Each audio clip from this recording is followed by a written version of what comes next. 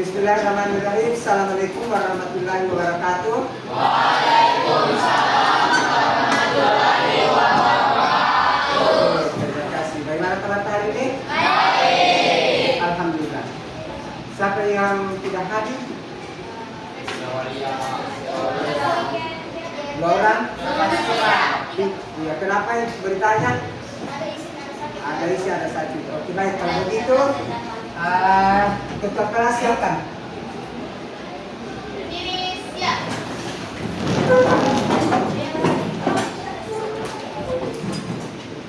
Beri salam kepada Bapak Guru. Assalamualaikum warahmatullahi wabarakatuh. Kita membacakan doa sebelum belajar. Bismillahirrahmanirrahim.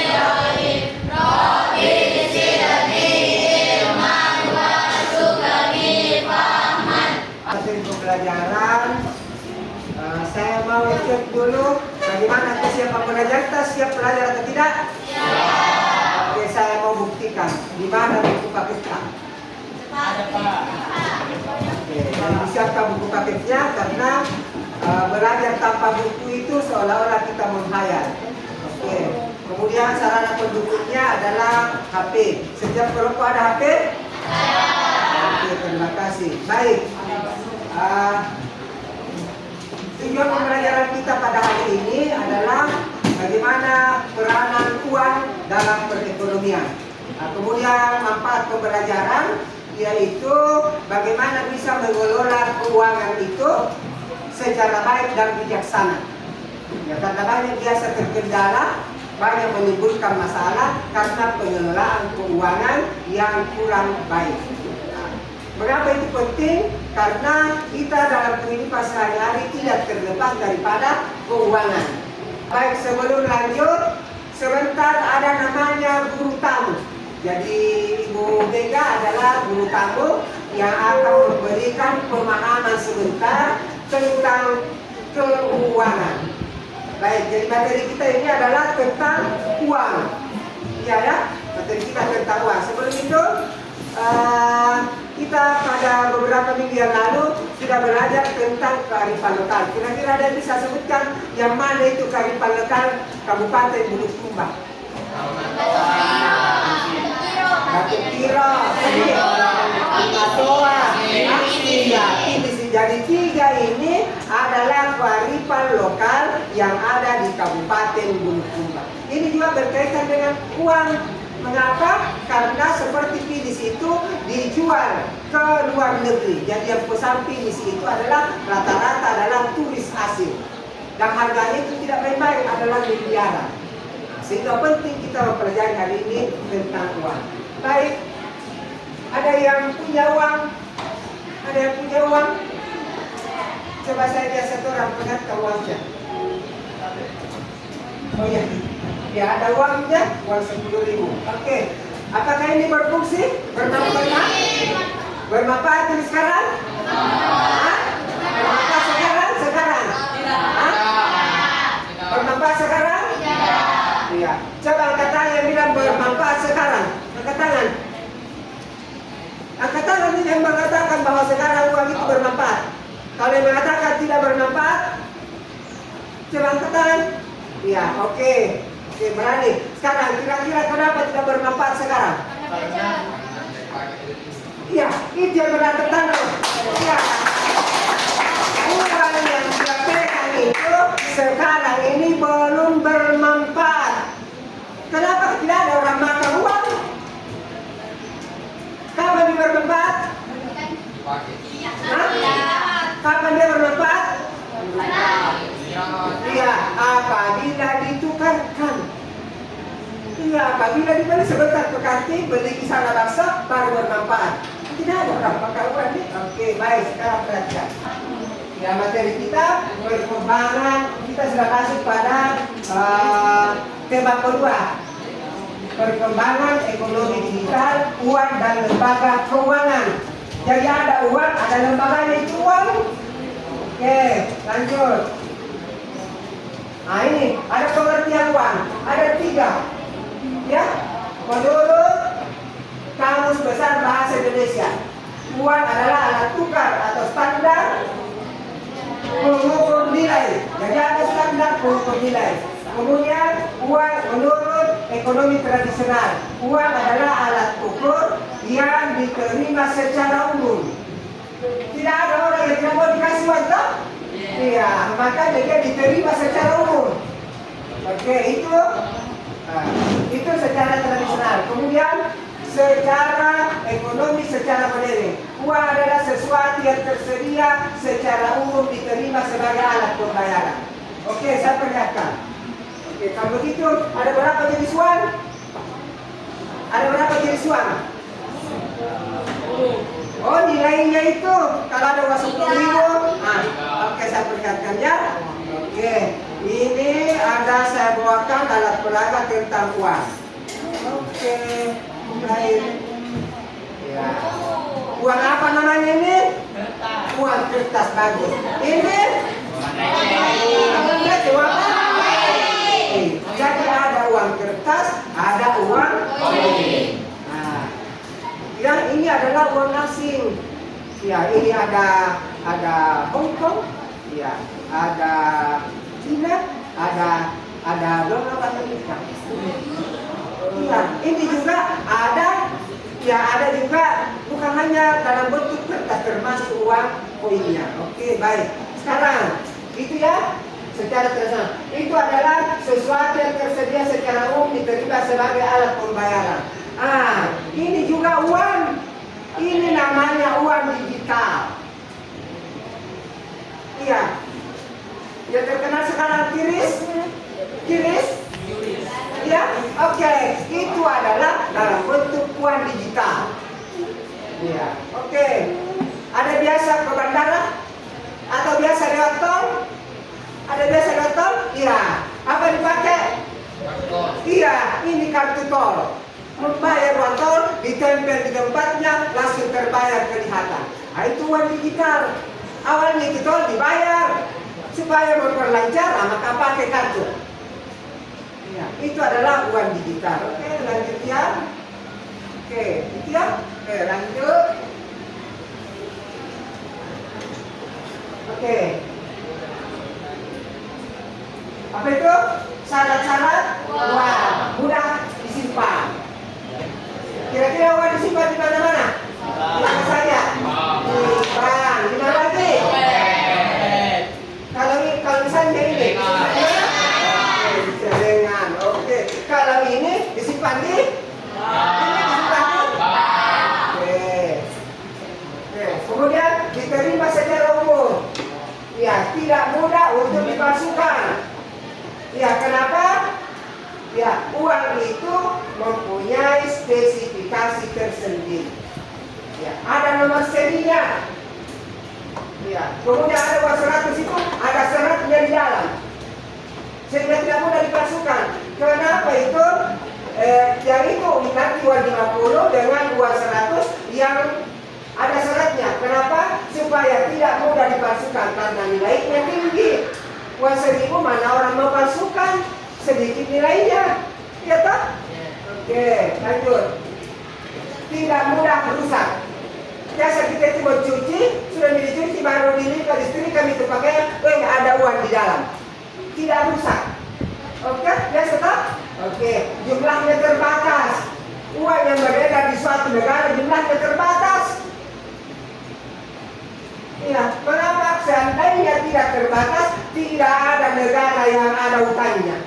Karena kita itu uangnya. Oke, mudah dibawa.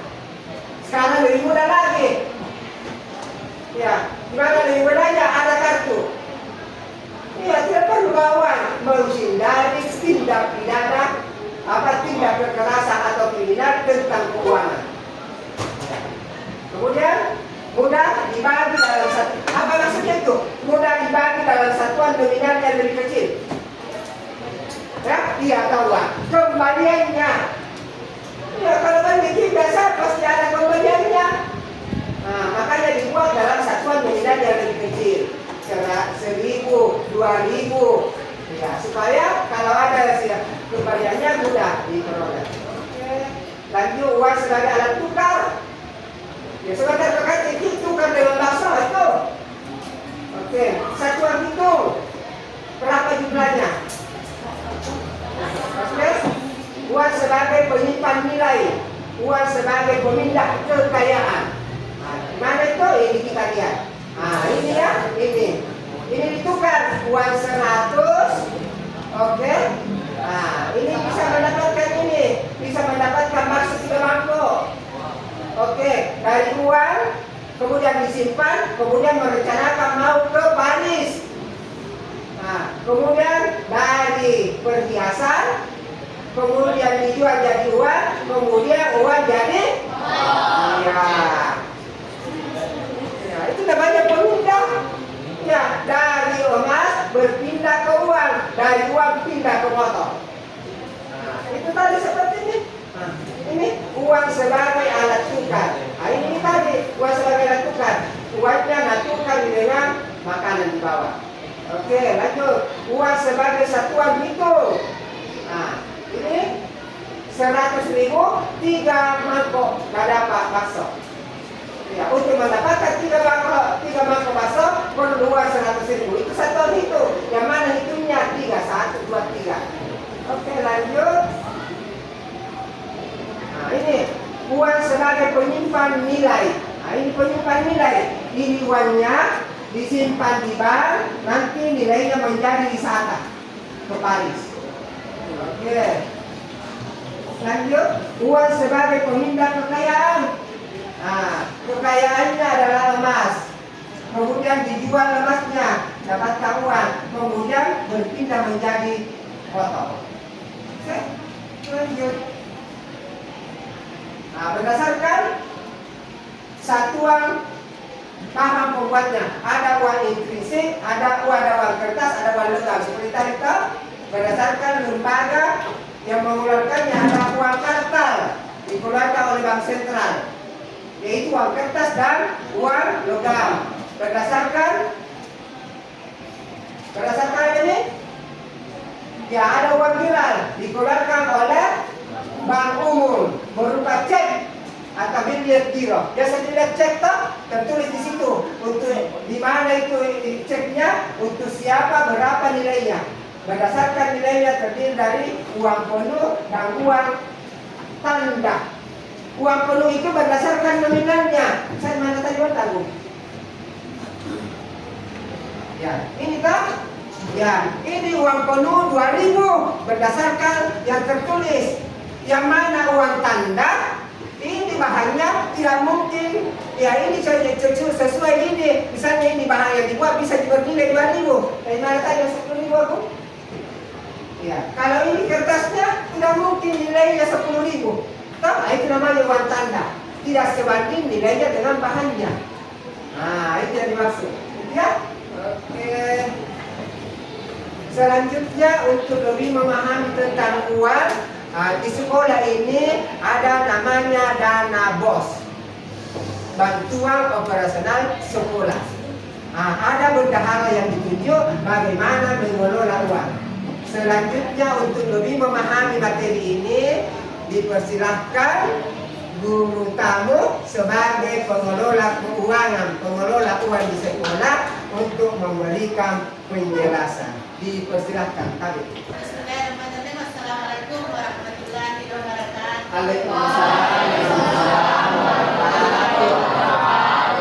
Alhamdulillah sehat semuanya. Sehat.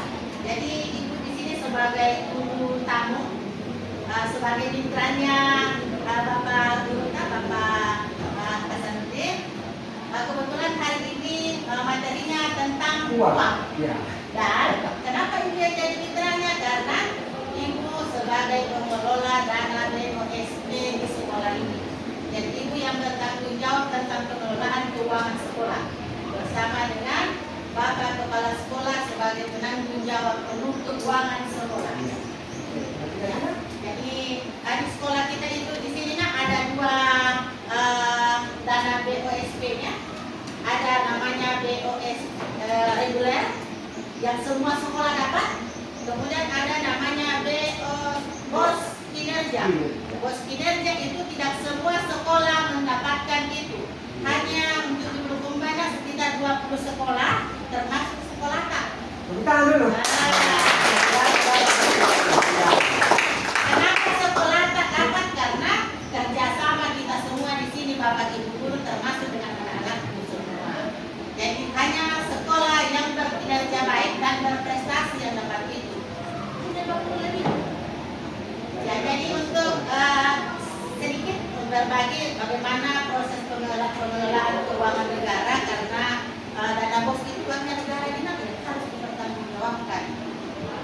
Dan apa itu pengelolaan yang mana itu yang masuk pengelolaan anggaran negara. Jadi yang masuk itu semua rangkaian kegiatan yang mulai dari perencanaan, kemudian pelaksanaan, pengawasan dan pertanggungjawaban. Jadi ada 4 di sini.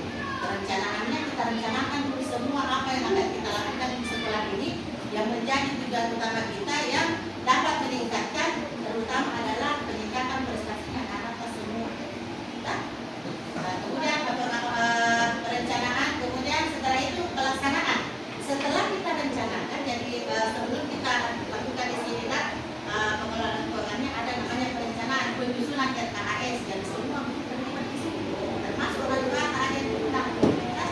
Kemudian setelah itu pelaksanaan, setelah itu pengawasan. Kita mengelola keuangan itu diawasi oleh, kalau di sini diawasi oleh inspektorat. Tahu inspektorat? Ada yang orang tua inspektorat di sini? Inspektorat atau apa namanya? Bawasda. Kita diawasi terus. Jadi setiap pengeluaran, pemasukan dan pengeluaran kita diawasi. Tidak ada yang bisa lolos. Yang paling tertinggi pengawasannya adalah BPK, Badan Pengawas Keuangan Negara. Dan sekolah tak selalu menjadi sampel dari semua sekolah yang ada di Bulukumba. Oke. Alhamdulillah selalu mendapatkan amat baik. Jadi tidak pernah ada masalah di sekolah kita. Nah, kemudian di pertanggungjawaban itu, nah ini pertanggungjawaban itu yang apa namanya? Yang akan yang dibilang berat tidak juga. Sepanjang yang kita lakukan itu sesuai dengan bisnis, maka tidak akan ada jadi masalah. Siapa-siapa yang jadi pengelola keuangan di sini? Yang pertama adalah kepala sekolah dan bendahara yang ada di sekolah. Semuanya bertanggung jawab. Kedua orang ini bertanggung jawab. Jadi kalau ada yang salah-salah, kita tapi kalau kita lakukan sesuai dengan petunjuk yang ada, insya Allah akan aman. Kemudian untuk apa itu dana boros? Sudah tahu kita apa itu dana boros? Ada yang tahu apa itu berutangnya? Wajah siapa kan itu dana boros? Wajah negara. Wajah siswa tak? Karena di situ satu orang siswa itu nilainya 1.160.000 rupiah. Itu yang didapatkan per siswa selama setahun. Tapi pencairan itu selama 2 bulan, dua periode. Periode 1 itu TW1, TW2, periode 2 itu TW3, TW4. Jadi dibagi 3, dibagi 4 itu 1 bulan kata, ya 1 tahun sudah. Itu untuk kita. Untuk apa penuntutannya? Nah, yang pertama untuk perawatan sekolah tak. Jadi semua perawatan sekolah dan perbaikan tak. Peningkatan kompetensi peserta didik. Nah, ada yang mau ikut lomba-lomba, ada yang pernah diminta uang yang ikut lomba-lomba tak? Nah, kita mungkin semua transportasi, makan tak, takut semua tak? Itu dari dana BOSP. Nah, kemudian apa lagi? Peningkatan kompetensi guru juga, sudah bisa. Kemudian apa lagi yang peningkatan kompetensi guru, siswa, perawatan ringan, pengadaan ini yang paling penting juga, pengadaan buku pelajaran yang di perpustakaan. Jadi semua buku, ini buku-buku yang kita pegang ini dari dana BOS. Ini ini stempel supaya memang betul dana BOS ini. Yang pakai stempelnya ada dana BOS tertulis. buktinya bahwa memang dari dana BOSP dan jumlahnya itu minimal 10% setahun. 10% dari keseluruhan anggaran minimal. Dan pembelanjaan kita untuk pernah di TW kemarin itu 90 juta lebih. Khusus untuk buku. Jadi manfaatkan kita, manfaatkan buku-buku yang ada. Nah, iya, kita sudah difasilitasi oleh pemerintah, jadi kita manfaatkan. Kalau ada waktu kosong ke perpustakaan, manfaatkan itu ya supaya pemerintah tidak rugi memberikan kita fasilitas. Ya, kemudian juga kalau lomba-lomba kan itu rajin lomba-lomba karena semua itu dibiayai. Jadi sepanjang kegiatan siswa, intinya sepanjang itu adalah kegiatan siswa, maka sekolah wajib membiayai. Nah, transporta, konsumsi, termasuk yang biasa ikut-ikut futsal itu disiapkan bajunya. Walaupun baru 2 pasang ya, baru 2 pasang baju tak. Selebihnya itu kan biasa mungkin dipakai baju tak. Kemudian pengelolaan itu harus akuntabilitas, harus transparan. Nah ini yang penting, harus transparan, tidak boleh disembunyikan. Jadi saya siapapun yang mau lihat di laporan itu bisa lihat, nah tidak disembunyi-sembunyi gitu. Hanya saja yang untuk yang di kabupaten itu yang memeriksa itu adalah dinas pendidikan, Pak Mulai dari dinas pendidikan, kemudian ke Bawasda yang tingkat tertingginya BPK. BPK kemarin sudah ada lagi dari tahun bulan 8. Sudah ada di hukum pemerintah. Siapa yang melakukan penilaian? Tapi insya Allah doakannya semoga pengelolaan keuangan kita di sini aman, transparan, tidak ada simpan-simpannya. Biasa ada di depan untuk tabung ini barangkali belum yang papan informasinya. Di situ bisa dilihat. Oh, uangnya sekolah selama 1 tahun ini dikeluarkan untuk apa saja. Nah, atau misalnya kalau ada lomba-lomba atau bisik-bisik bagi sama pengaruh yang peminata sepanjang bisa didanai dan sesuai dengan aturan insya Allah dan Allah akan mendanai. Ada yang mau ditanyakan? Ya, termasuk yang pramuka kan? Nah, pramuka itu ya, yang sering-sering futsal. Nah, PMN, ya. Jadi semua itu sudah bersumber dari dana bos. Ada yang pernah dipungut biaya kan? Kalau di lomba, iya. Itu dari dana bos yang danain. Kemudian lampiran-lampirannya itu, siapa tahu ada bilang, saya foto-foto terus. Dasar ada yang di sini saya suruh foto kalau ada kegiatan tak. Nah, kata itu menjadi lampiran dan divisik di laporannya ibu. Nah, kata bilangnya apa ibu sudah terus di foto. Nih kami, nah selalu suruh foto ini kegiatan dari ESPA. Ada yang mau ditanya nak? Tadi? Ada yang mau minta uang? Ada? Tadi sih? Ada tidak? Ya, jadi itu sekilas untuk pengelolaan dana bos ya untuk di sekolah kita. Jadi yang bertanggung jawab nak kepala sekolah dengan teman-teman. Ada? Saya kira cukup sekian nak. Terima kasih atas perhatiannya. Assalamualaikum warahmatullahi wabarakatuh. Kelompok 2, ya. Kelompok 3 ya di situ lagi. Kelompok 3, kelompok 4, ya. Uang digital. Enggak, uang apa? Uang digital ya. Dia penjelasan uang digital ada. Apa kelebihannya dan kekurangannya? Kita uang digital. Jadi lengkap, ada yang berdasarkan pernyataan, ada lengkap dengan gambar supaya pemahamannya. Assalamualaikum warahmatullahi wabarakatuh. Waalaikumsalam warahmatullahi wabarakatuh.